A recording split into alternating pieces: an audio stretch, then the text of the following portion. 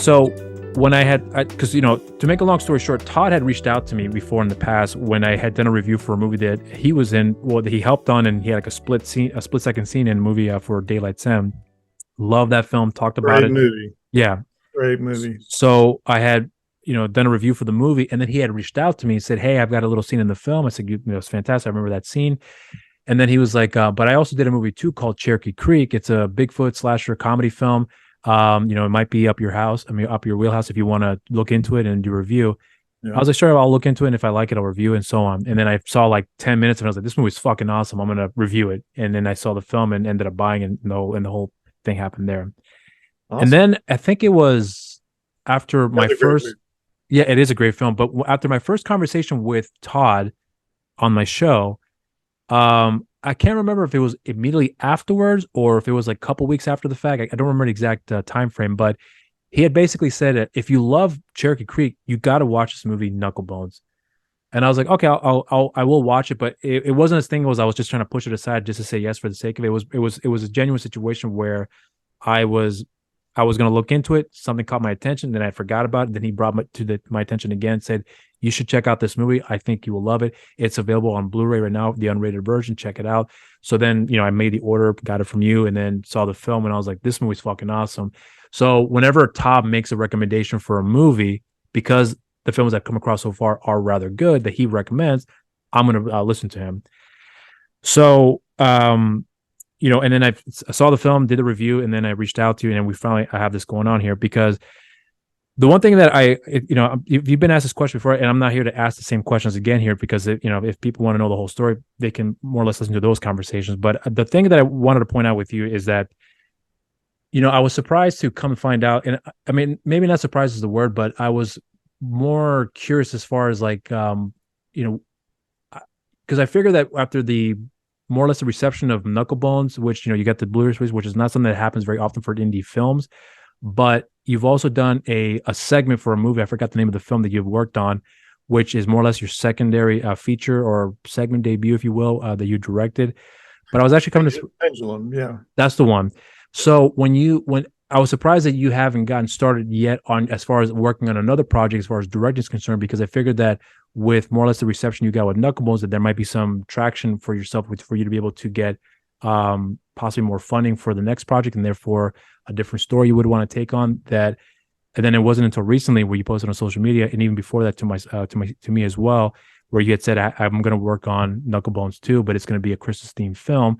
And then from there, here we are just to start off with that conversation here, because I was really surprised to learn about the theme that you were taking on here, but the fact it was taking so long for you to finally get going with the next project here. So I was curious just to more or less hear your story about exactly what had occurred and if anything had changed as far as like people who had seen the film and thought maybe, hey, you've directed this horror film that people like.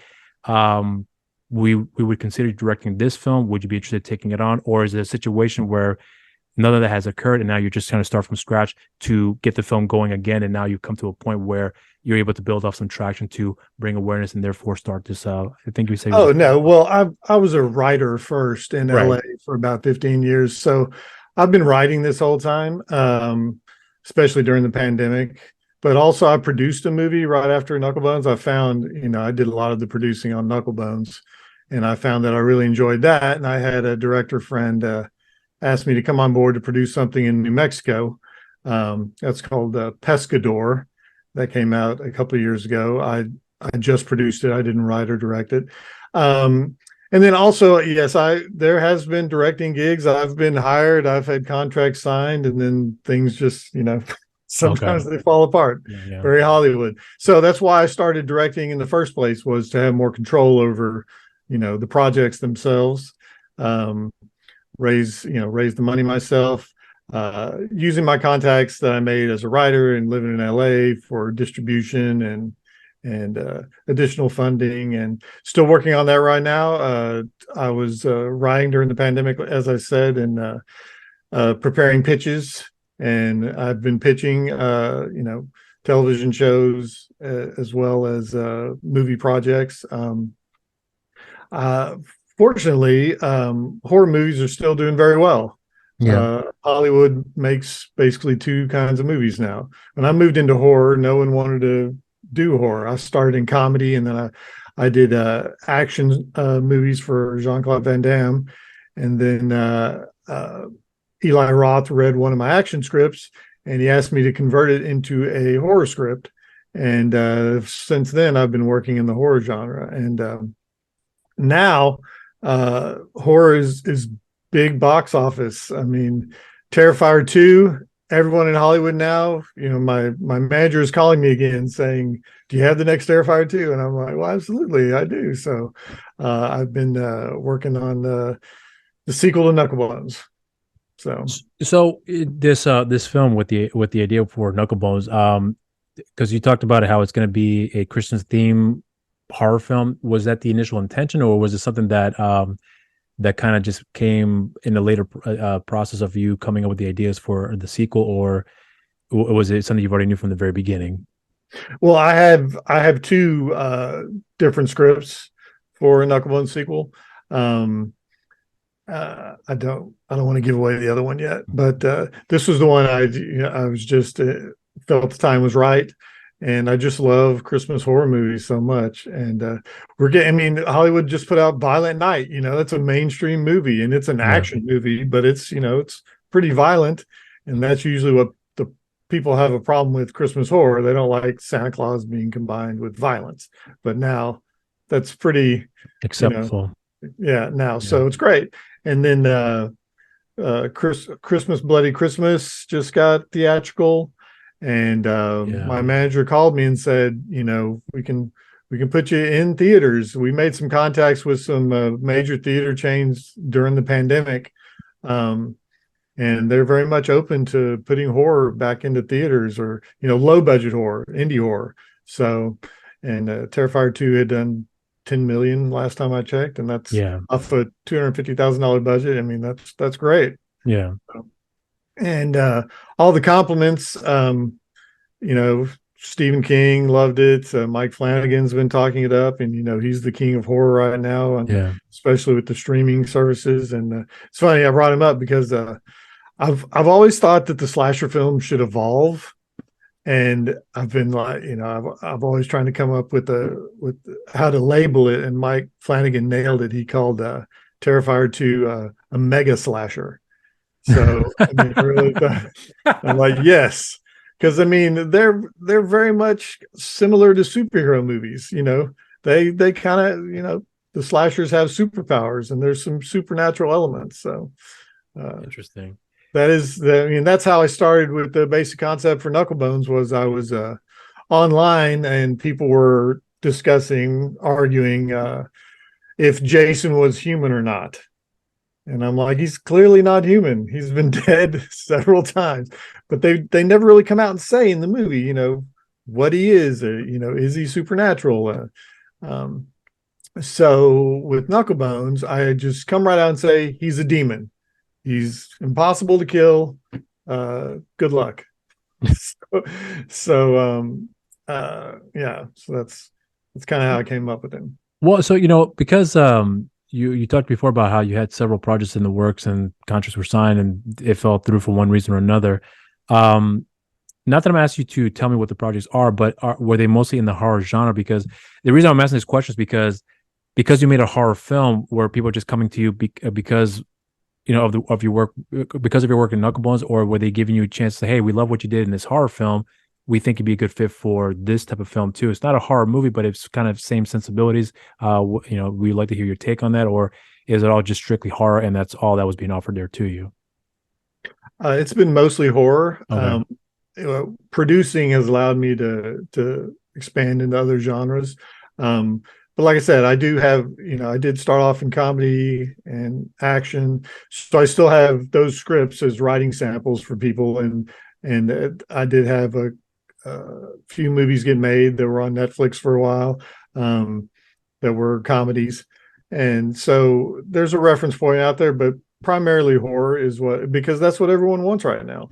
And that's where all of my main contacts have been. So, I'd love to do a comedy, but who's making when I would write a comedy script, they'd be like, "That's great. Now all we need is Adam Sandler to attach himself," And Will Ferrell and Adam Sandler, they all have their group that writes all their scripts. Very rarely does a spec script get bought up by those guys. So they'll buy a script just to use the idea and then totally rewrite it to fit their style of comedy. So it's just it's a difficult genre, right? Rom-coms are pretty much gone. There's maybe one or two a year.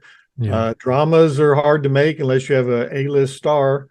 Horror you can make with you don't need a big name. It helps to have a big name, but it's more about it's all about the kills. So, and practical effects, which is something I wanted to bring back, which is now very much in vogue. So when when you talk about the sequel here, was it hard to maybe it's not the word to use was there, I mean, I'm sure there was interest, but was there any sort of resistance about the direction you wanted to take with the sequel, as far as like in this case making it a Christian themed movie, or whatever other version you had, where some people may have shown interest in that? Well, it's a good idea, but maybe we probably should go steer this direction instead, because this is what's going on right now as far as the genre that's actually selling, and we want to steer more towards that. Because this has a name now where people are fans of it, but it's probably better to change the direction a little bit to kind of fit what's more in line, popular at this point here. So I'm curious to see if you have any sort of resistance, or was it all everyone was in agreement, therefore and now it's all about getting the funding? Well, it is always all about the funding, Right. So the name of the sequel is the Knucklebones Christmas Massacre. I don't know if we said that yet. I'm doing an Indiegogo campaign, which should be live. That's why I postponed talking to you. Should be live by the time this comes out. When does this come out? Probably in a few weeks from now. So we're okay. Yeah. So next week we start an Indiegogo campaign, but at the same time, like I said, my manager contacted me and he's talking to producers about getting a much bigger budget for it, which would be great. But you can't wait on Hollywood. So for this, I've been I'm going the independent route. But I do have other projects with other producers and other directors, even with scripts I've written that are in pre-production right now that do have funding that I can't announce yet. But those are things I'm also involved with. Rewrites, and one guy has got funding for a 3-picture deal that I'm going to direct one of them. All 3 of them are my scripts. So it's been great. Things have picked up again after the pandemic. There was a big glut last year. Yeah. The film festivals were very crowded, but and then also at the same time, I've been producing and directed one of the segments of an anthology that we were talking about. It's a witch anthology called Pendulum. So we've just started applying to film festivals with that now. It's 5 directors, and then I directed the bookend, the through story. It's a story of a young witch, a young girl that thinks she's a witch, and she goes to meet a older witch to talk to her about advice, and wants to join up with her and learn from her. And the witch tells her, if you want to join up with me, you have to join my coven. And let me tell you about my sisters. And then each short film in the anthology represents a different sister that's part of the coven. Okay.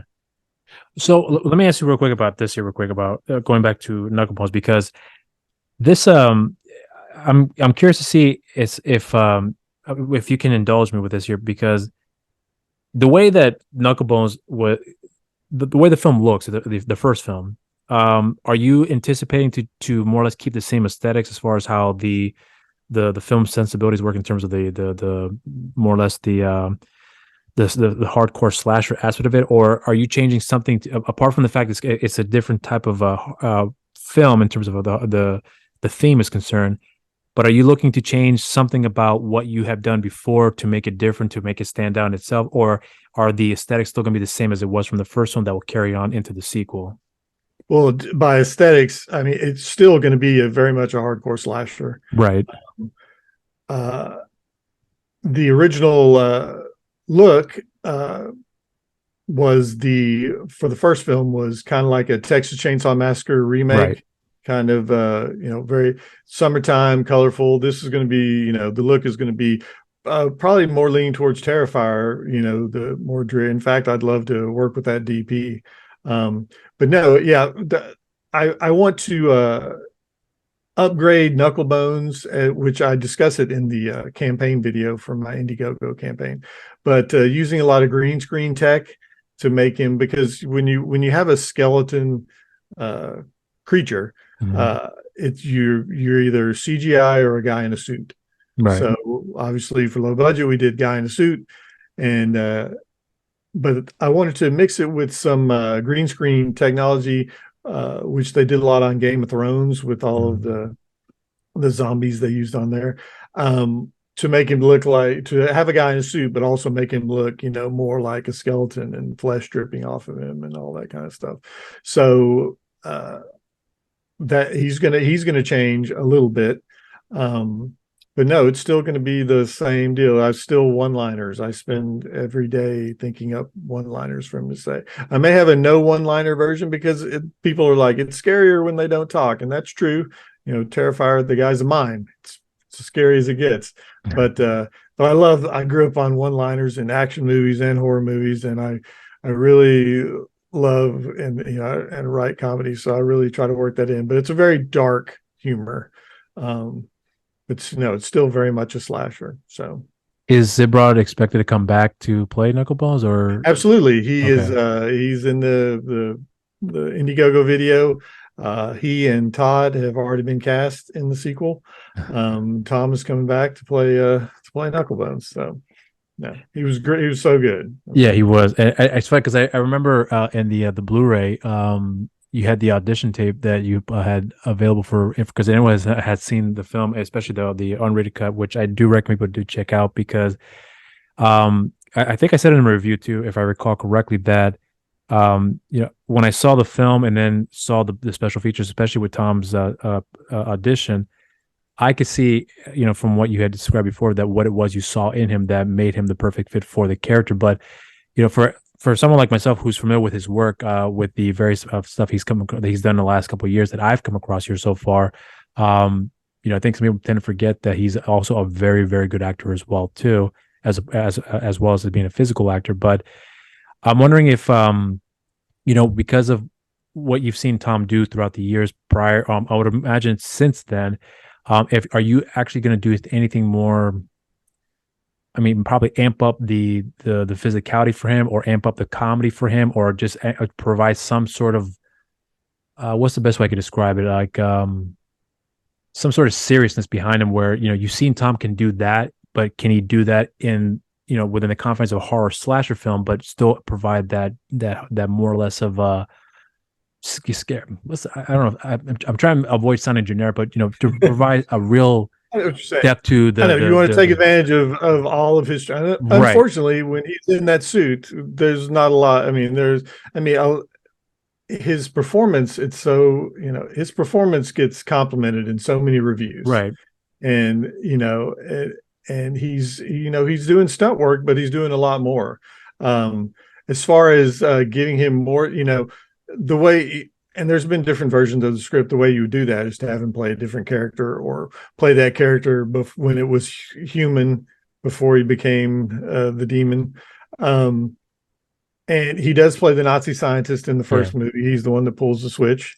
But that would probably be how I would take advantage of his other abilities, is to cast him as another character, and you wouldn't Okay. know that it was him. Knucklebones, people were very happy with him, and most ended up liking the one-liners. I think, excuse me, he he did such a great job, and I don't want to, if it's not wrote, No fake. yeah, Yeah, I exactly. know what you're saying. Okay. Well, so let me ask you about this here real quick, because I'm curious about since the film has been out for people to check out, because I talked before in the review, and you've talked before on more than one occasion about how there is a more or less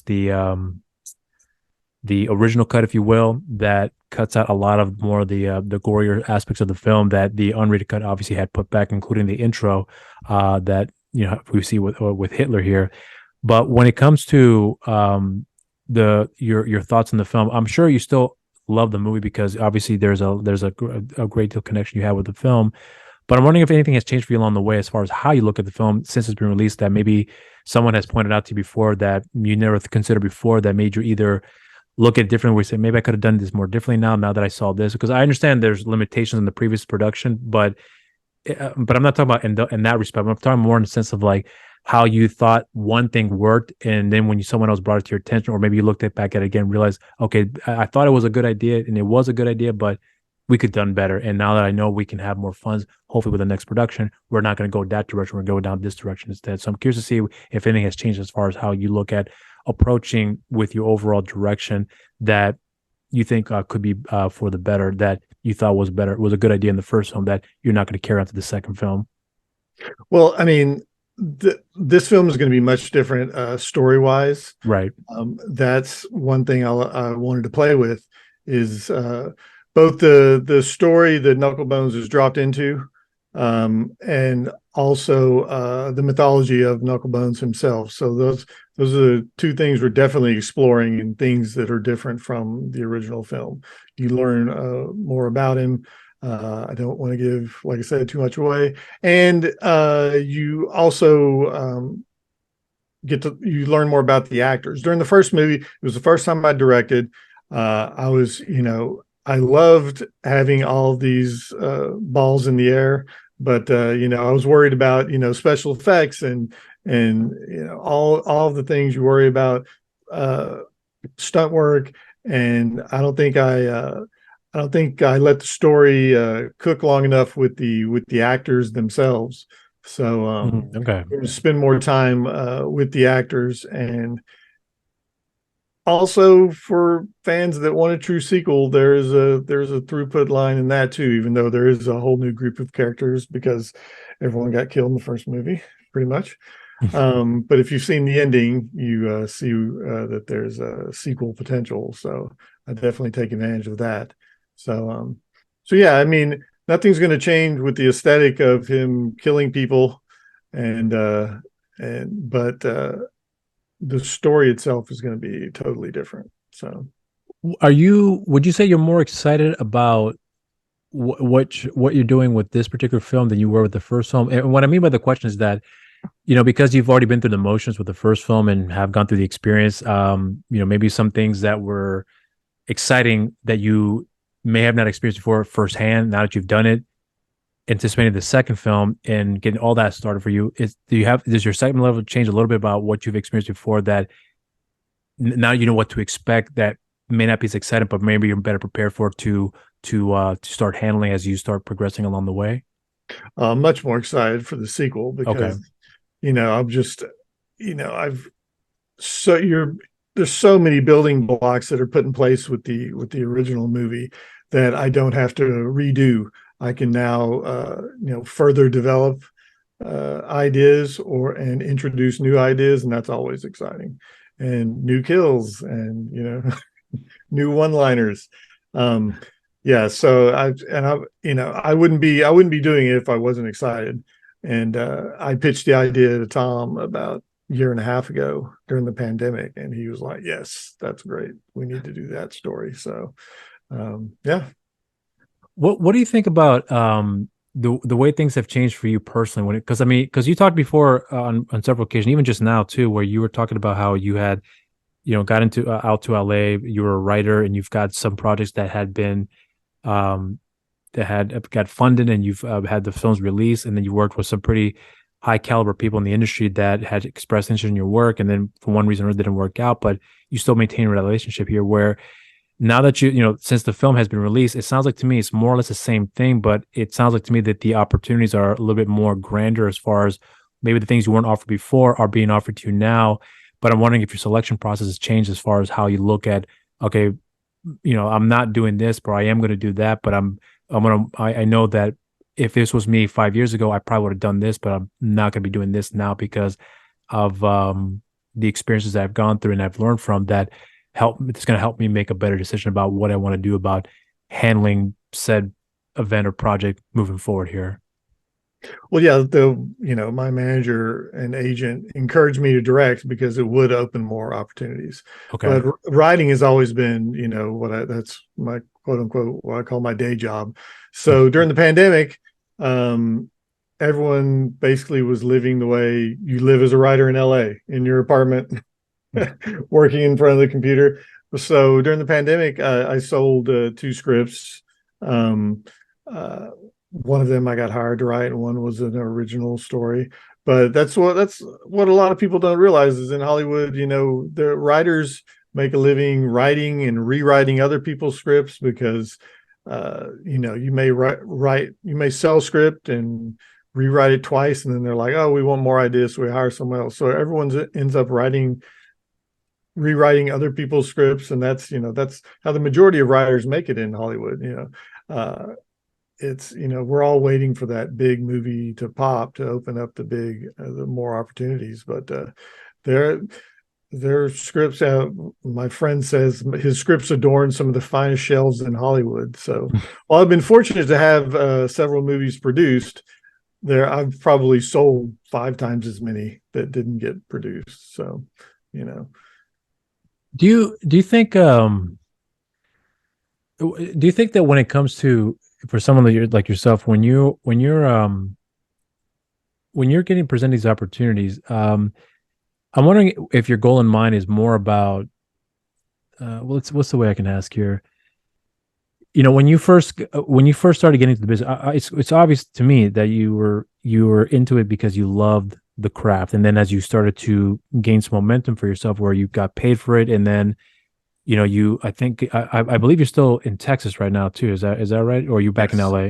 No, I'm back. I'm in Texas. Okay. So, and the reason I'm bringing this up is because, now that you come back to Texas, and there's obviously too expensive to shoot movies in LA. Right. Well, and that's an indie filmer.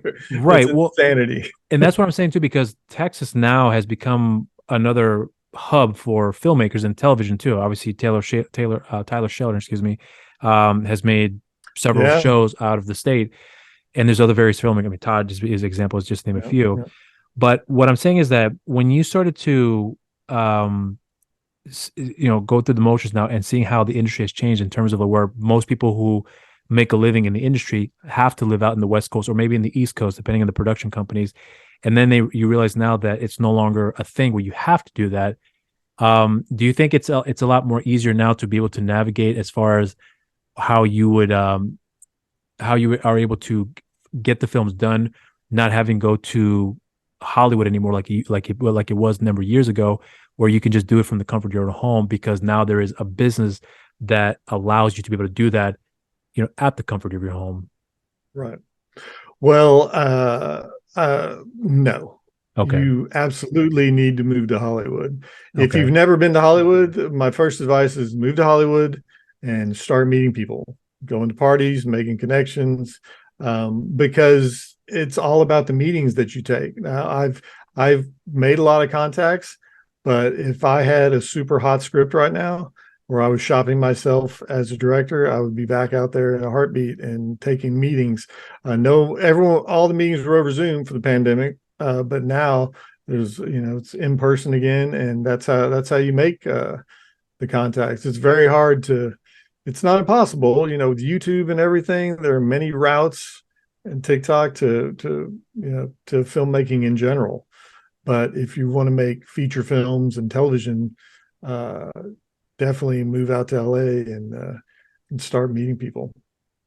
Do you feel it's all about the meetings, because most of the meetings you're pitching yourself as much as yourself as a writer or as a director. So they need to get to know you.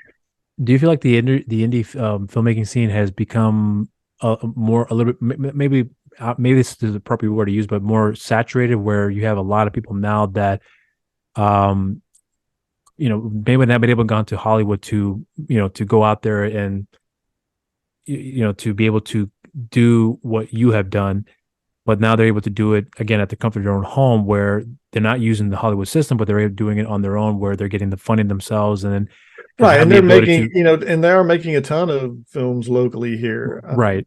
you know, there was some big Cinestate and Fangoria and all Yeah. that was, based around Dallas, and Joe Bob Briggs show is being cast from here, and they're making a ton of horror here. But I would say, if you don't have any kind of support group, that LA and now Atlanta is apparently a great place to, you can just, there's a lot of work in Atlanta right now. So, or Georgia in general.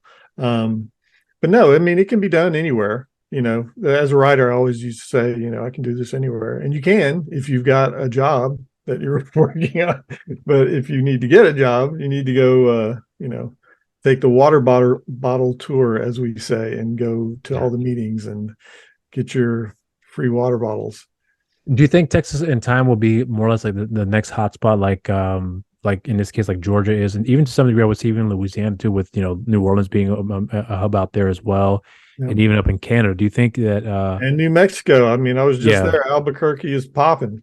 I yeah. mean, it was, Breaking Bad just opened up so many opportunities out there, and Netflix is shooting a lot of shows there, and they're very film friendly. But do you think Texas will reach that same type of stature where they have like with like all those other locations as well too in the other states? Well, like you said, with Taylor Sheridan, and he's starting to shoot, all of his Yellowstone spinoffs around here. Tom Yeah. worked on one of those, by the way. Yeah, so there's definitely opportunity here. I wish Texas Film Commission would, be a little more friendly. They don't offer the credits that other states do.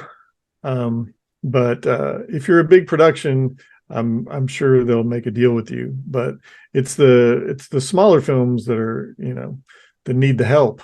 So I wish Texas would be a little more open to that. Like New Mexico, they'll designate $60 million at the beginning of the year, and if you want to shoot a film there, you apply for that, and they'll be like, great. And then you shoot your film there, and then they pay you cash back when you're done shooting your film, a percentage based on how much you spend there. So it's a great deal for filmmakers. And like you said, they're doing that in New Orleans, and the best place right now is Georgia. How much time do you think it'll take before well, I'm not sure it's a fair question to ask because I used to think at one point there was one legitimate point where I felt like Hollywood is not going to hold that same value that you have to go there to start in the industry because you can make films anywhere now where you don't have to use the system anymore. But do you think that will ever come to a point that may be the case where everyone can just the system is still there, but the hub that Hollywood is may not hold the same type of stature like where it did over 20 years ago, where you have to go to LA in order for you to make it. But again, it's kind of the same question, but I'm wondering if you think that will change along the way because again, Texas is a hot spot, or it's starting to become a hot spot. Georgia is now the major hot spot. You have New Mexico and even North Carolina, where I live in Wilmington, which has been a hot spot for years. Yeah. But I mean, again, it's slowly starting to look that way where Hollywood is not like necessarily the go-to because you have all these other major hubs. Atlanta being the second, I think, in my opinion, right after LA, and then you have parts of Canada, North Carolina, now Georgia. I mean, now New Mexico. So, do you think in time that's going to be kind of obsolete now, where it's not necessary anymore to go out there? You can just do it here, just call up some people, and then take and start your career from after a simple. Yeah, I mean, it's absolutely, it's definitely possible. I don't want to be. It sounds bad, I don't want to be discouraging of people, but I mean, it's like I said, I wanted to make theatrical movies. Trying to get in the theaters, and California is still the place to be. I mean, a lot of people say negative things about California, and a lot of them are true, but LA is awesome. Let me tell you. It's a great place. I mean, the weather's amazing. There's people talking about movies everywhere you go. I tell people like it's like if you live in a town, if you're an accountant and you lived in a town where everyone's an accountant, and everywhere you went, people were talking about accounting. That's how LA is, talking about the business. So you're constantly networking, meeting new people. But you can live anywhere now and do that. There are a lot of actors that have post office boxes in Atlanta, so they can say they live in Georgia, and if they get a meeting, they fly out there and they pretend like they live there. You know, there's a lot of that going Yeah. on. And so, Yeah. and you know, if you can raise the money, you can shoot wherever, you know. But if you're looking to make studio films or all that, you know. So to answer your question, yes, it's totally possible. I just personally love LA.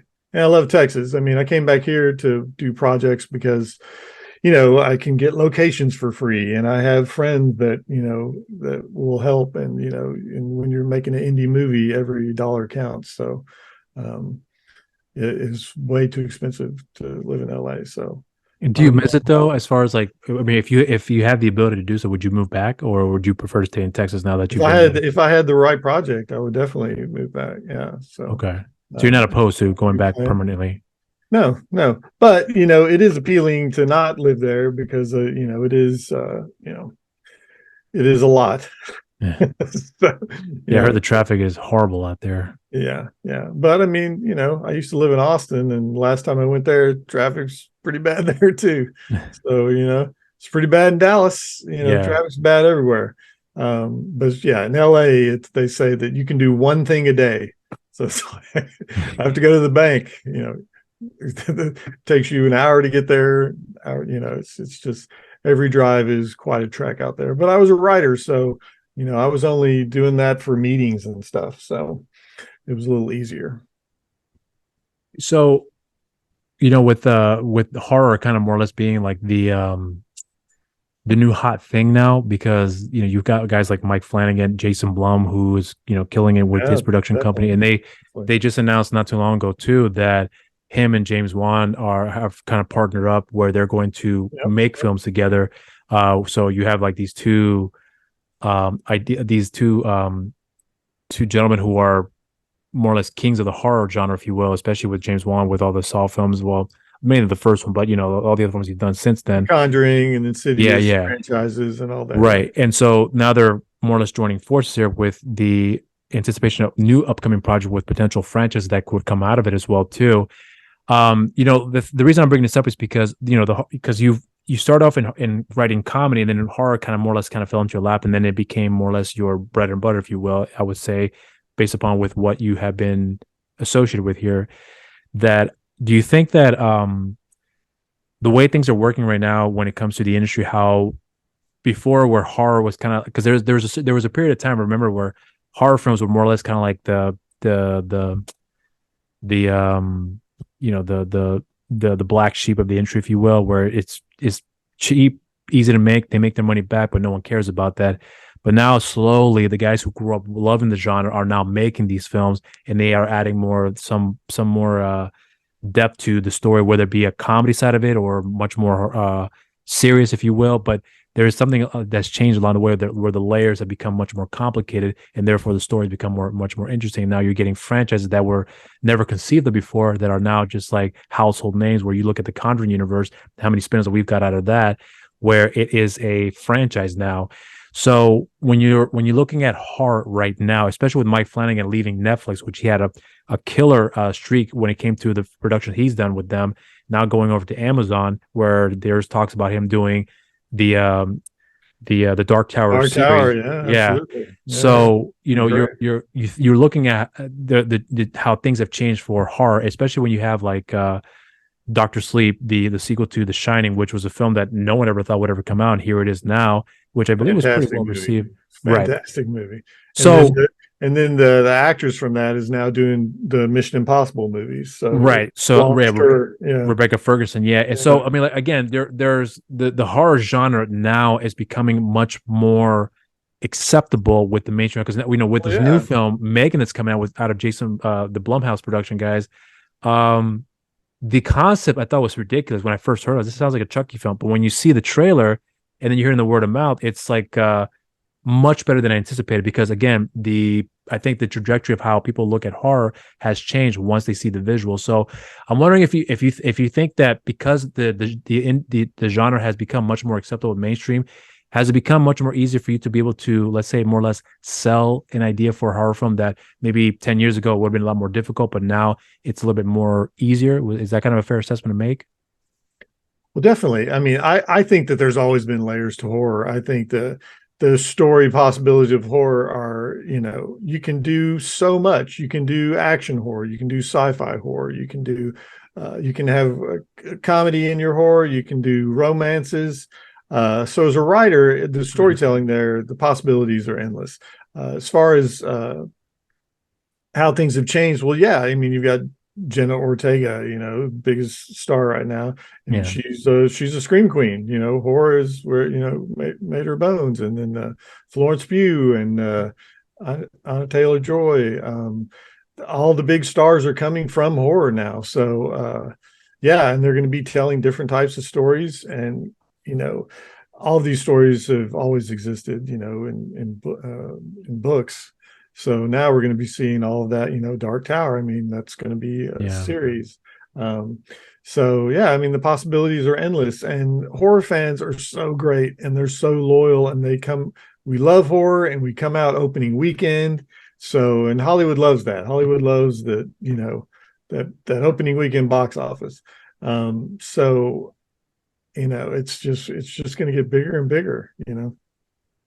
Do you, when you think of like horror now, I mean, does your, I'm not sure if this is the right way of asking about it, but do you feel more confident with the way things are going so in this case here, like for example, you have like James Wan, who came out of making a short film which ended up being Saw, and then that pretty much jumpstarted his career. I mean, it wasn't an easy career path for him even after the release of that film, but eventually he became a household name where his writing, his directing, especially with Lee Wanell, especially who he had done, what was that recent film he had done, The Invisible Man, where it was a unique take on that particular Yeah. property, Yeah. offering something that necessarily hasn't been done before, but it's we've seen the story, but Love it. it's Love it. just a unique take on the overall character. But when you're starting to see like filmmakers of that sort, I mean, does that give you anticipation about what else we could be getting from the next, in this case here, for lack of a better term, the next James Wan, the next Yeah, Jason Blum's, absolutely. the I mean, Flanagans? Lee Wanell did, he did, he's doing sci-fi horror with The Invisible Man and Right. Upgrade. And now James Wan is doing it with, like you say, with Megan. That's sci-fi horror. Um, uh, I got to work with Ruhei Kitamura, who's a horror director from Japan. Great guy. We wrote some scripts together. He directed a movie called Versus, but he did a Godzilla movie. But most recently, he did Downrange. He did one of Mick Garris's anthologies. He did No One Lives. He did the Clive Barker Midnight Meat Train. Oh So, yeah, yeah, I like that movie. and and he would tell me that they make, like in Japan, action horror is like a genre. Like here, we have the Resident Evil movies, and we have werewolf versus vampires. Yeah. But they Hollywood doesn't usually mix genres. They're like, it's horror, it has to be horror, it has to stay scary 100% of the time. You gotta have a scare every 5 pages. But now, like I said, we're getting different kinds of horror now, which I love. I'm a big sci-fi fan. I thought Upgrade was amazing, so I'm Yeah. really looking forward, to Megan.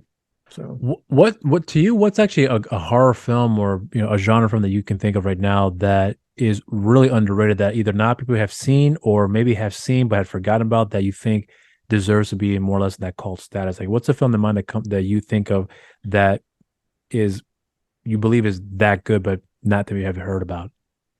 well, I just was talking about Upgrade. I think Upgrade was deserved a lot more attention. Off the top of my head, um, a new horror that has Any been it could be a film that came out a number of years ago that people still don't know about. Maybe the hardcore horror community knows about it, but but the average movie going person may not know about it, or something that's recent that you think that is a very everything good is film. so, I'm not, everything is been elevated the past, with A24 doing horror, and Yeah. and all that. Just can't, like I said, Upgrade's probably the one.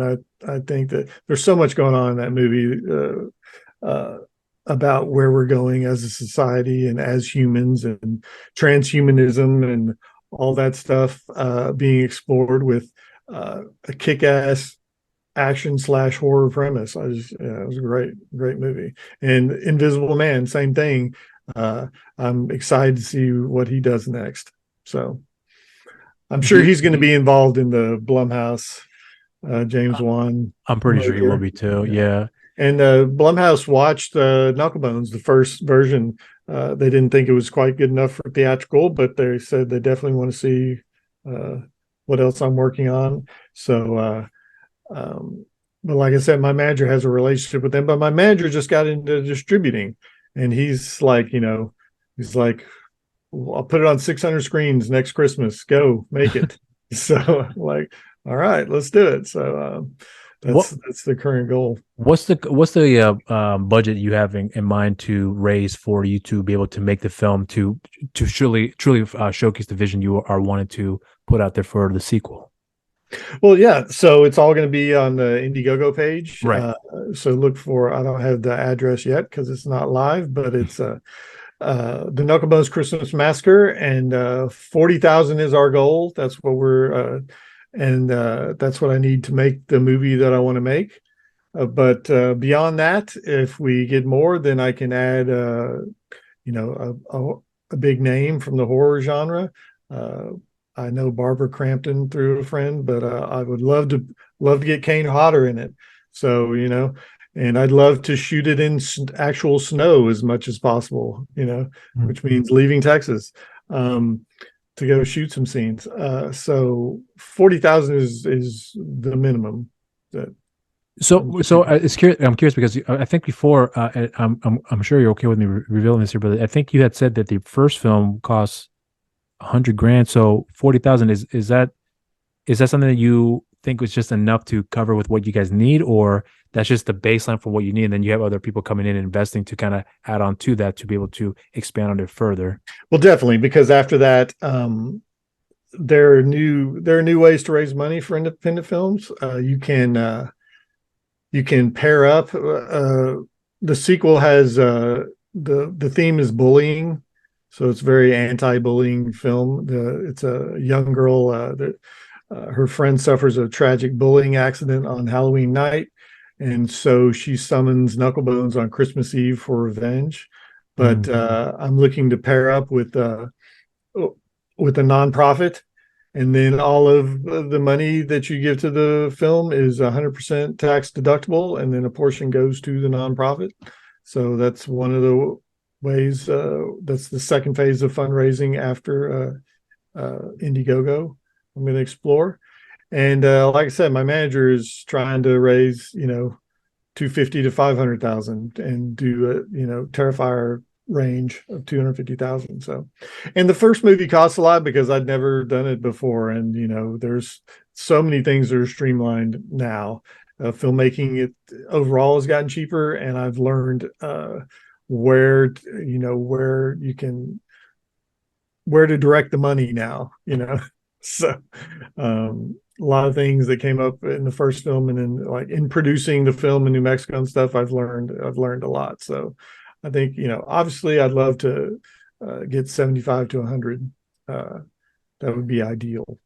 But and with that money though, is most of it going to be more towards like the prosthetics that you're looking to add onto the film, or is it just more about getting the locations that you want and have the time to be able to use the location with the extra funding you have? Like how's that being delegated as far as where the it can be used so many different ways. It can be used to, like I said, you can get a big name, you can up the effects budget, but mainly it's more time, more shooting, more days, more shooting days, because that's the difference between I'm convinced that's the main difference between a Hollywood movie and an indie movie. An indie movie, if you shoot a scene and it's not working, too bad.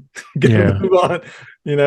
Hollywood will reshoot half the movie if it's not working. They will throw money at it until they've got a watchable film. Anchorman was so bad they reshot the entire movie, like an entirely new script. You can buy the DVD, the bonus DVD for Anchorman is a completely different movie with Amy Poehler as a bank robber, And I mean, it's literally like a second movie. So, and they do that all the time with reshoots in Hollywood. But for the concept of Knucklebones, I'd love a great effects budget. I did an anthology, which we haven't mentioned. Talk about what I directed, an anthology called "For We Are Many," which was off of Knucklebones. They invited a bunch of directors from the festivals that year, which was 13 directors, 13 demons, and I had someone do special effects on that. We did an eye gag, which was very reminiscent of zombie, and she's now working on Guardians of the Galaxy. I'm like, you're amazing. She was located in Denton. You probably know Andy and Emma, two special effects artists. He sounds familiar. They worked on a lot of these Dallas films, and now they're working for, I believe it's called Legacy Effects. They're doing Star Wars films. They're doing I've heard of those guys. Yeah, I know you're talking about. Yeah. So, but I'd still, they still come back to visit, and they're looking to do stuff here. So I'd love to get her and afford her now to do some big effects. Like I said, I'd love to upgrade the look of Knucklebones and make him to be like, more than just a suit, or play with the skeleton aspects of him, and upping the kills too. So, I have been very fortunate to be able to come across various filmmakers in the indie scene that have, I've in my opinion, have done very well with the films that I've come across as far as the story is concerned, the actors, because sometimes especially when you find out in private, of course, how much it costs to make the movie, how long they've had it for, how long they had to do the film, and then the various other struggles that comes with that. But when you see the final cut of it, you don't think about that at all, because it's so well put together that in some ways, depending on the films, of course, it's a lot more superior than a lot of mainstream films in various aspects, in terms of storytelling, the writing, the editing, whatever the case may be. And as a result of that, as of late, I've been leaning more towards the indie side, because I think there's a lot more hidden gems out there that no one has heard about that I'm hoping to find along the way. And hopefully I come to a position where I'm able to talk with somebody that will bring some more awareness to them. That's kind of the goal in mind for hopefully to get a spotlight on them, then grant them more opportunities. But if you're on your way, look at the indie film hustle guy. I mean, he's been cranking out podcasts, and now he's doing the big name Hollywood stars on that show, and producers, and Robert Rodriguez's wife. So you're well on your way, man. I appreciate you saying that. But the thing is that, if it wasn't for, it's also the thing, it's also with the directors and the people involved in projects too, that, they go out of their way to promote their work. And I think that's something that a lot of people fail to realize, that there's a hustle behind that as well too. Todd is a prime example of that, where if he had not reached out, I would have never heard of Cherokee Creek, or let alone heard of Knucklebones for that matter. Right. I'm pretty sure I would have seen it on Tubi somewhere and not think twice to even look at the film, because it just would have been another film in a catalog that I'm sitting and sift through. Let's take a moment. Shout out to Todd Jenkins. I mean, he's great. He does it all. He's an actor. Yeah. He's a director.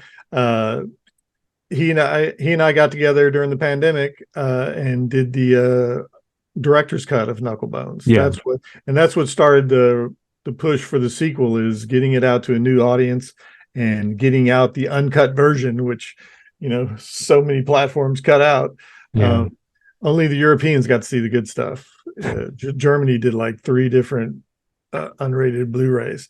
But yeah, no, Todd's great. And he helped put together the Indiegogo video, and he's in the video. He's great.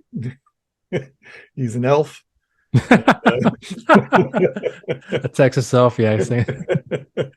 Well, so I mean, and Tom and Todd for all I want to just give you guys your flowers on that, because this is not an easy thing at all. I mean, I've heard countless stories of the horrors that comes with making an indie film in general, but it seems like you come across the guys like yourself, and even with Todd, I'm using as a prime example, because when you listen to him talk, I mean, this guy is upfront as you can get, but hearing the story and you realize why you're still doing this here, clearly because he likes it, or he loves it, I meant to say, but the work ethic that he has behind it. And that to me is consistent with a lot of other indie filmmakers, that do this because they love it. But so, and if it wasn't for guys like him, there's a lot more I wouldn't have discovered if it wasn't for a simple little reach and say, hey, check this out. And then, in me giving the time of day made me realize that there's a lot bigger things out there that is so precious out there that we have yet to discover.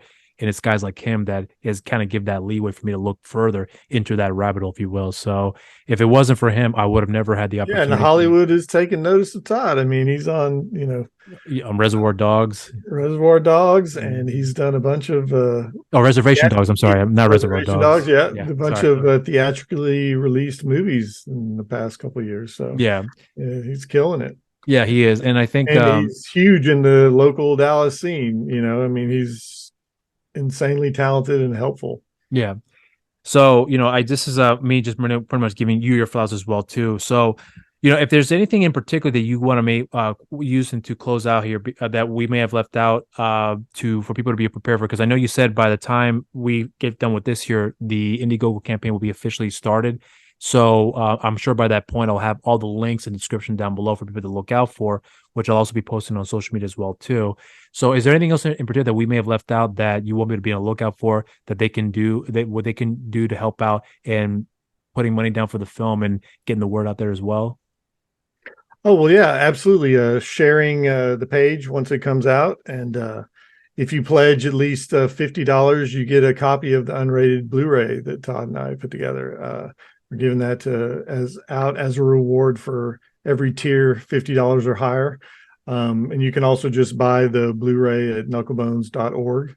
And then look out for Pendulum next Halloween season with the Witch Anthology. So, all right. Well, so I guess in closing here, I want to say thank you again, and I would really love to be part of that whole promotional cycle here to spread the word on Knucklebones. You're the best. I appreciate. Todd speaks very highly of you. Oh, thanks, Todd. I appreciate that. But but you guys are you guys. If it wasn't for the amount of work and how good the project turned out here, I definitely wouldn't have the same sentiment. So everything that I said about your guys' work, I really mean from the heart. So I appreciate you guys doing what you guys are doing and making films out there for a lot of us like myself to enjoy and look forward to the next set of projects you guys have coming down the pipe. So for me, this is me giving you flowers and saying thank you and cheers to you all as well too. I appreciate it. Cheers to you. Thanks a lot.